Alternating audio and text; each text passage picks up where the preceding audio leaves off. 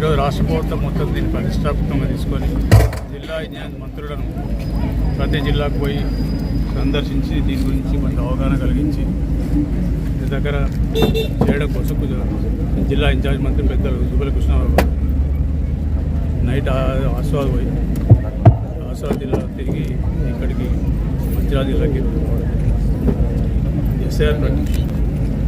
SR ప్రక్రియ గురించి చెప్పి ప్రజలను చైతన్యవంతం చేసి ఈరోజు ఎస్ఐఆర్ను పూర్తిగా అవగాహన చేసుకొని ఓటు అప్పగిట్ట చేసుకోకపోతే దాని ద్వారా జరిగే ఇబ్బందులు కష్టాలు తర్వాత జరిగే పరిణామాలను దృష్టి చెప్పి ప్రతి ఒక్క ఓటర్ను అర్హులైన ప్రతి ఓటర్ను ఎన్రోల్ చేసే కార్యక్రమే మంచిర్యాల నియోజకవర్గం చేయడం జరుగుతుంది. గంట కూడా పెంచారు, ఇది వాస్తవం. ప్రజల అపోహలు అటువంటి అపోహలు అవసరం లేదు, గడువు పెంచే ప్రసక్తి లేదు. 24 రాత్రి 12 గంటలకు దంచిన గంట మోగినట్టు కథం చేసేస్తారు. ఆ తర్వాత ఉన్నాయని పోతే పెద్దలు మొత్తం వివరించి చెప్పిన ఇంకొక విషయం ఏంటంటే చెప్పిన సంక్షేమ ఇప్పుడు ఒకసారి ఓటర్ లిస్టులో పేరు లేకపోతే ఫామ్ 6 అనేది అయ్యే పని కాదు. అది హైకోర్టు ఎప్పుడు తిరిగేది కాదు, కూడా పోయినట్టే ఓటర్ లిస్టులో పేరు పోతే మీకున్న రేషన్ కార్డు పోతుంది, పెన్షన్లు పోతాయి, దాంతోపాటు ఎవరికైతే ఇందిరామిల్లు ఇచ్చినా అవి కూడా రద్దు అవుతాయి. ఇట్లా ప్రతి 200 యూనిట్ల కరెంట్ రద్దు అవుతుంది.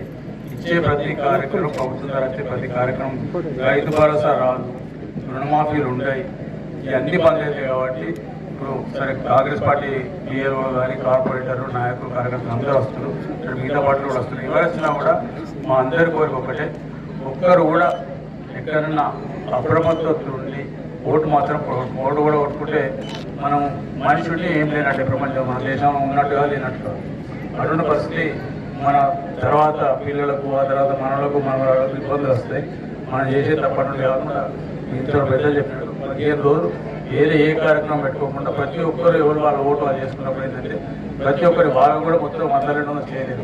మీరందరూ సహకరించిన మొత్తం చేయగలుగుతారు. దీని ద్వారా మీడియాకి చెప్పేది ఒకటి, మీరు కూడా ప్రచారం చేయండి.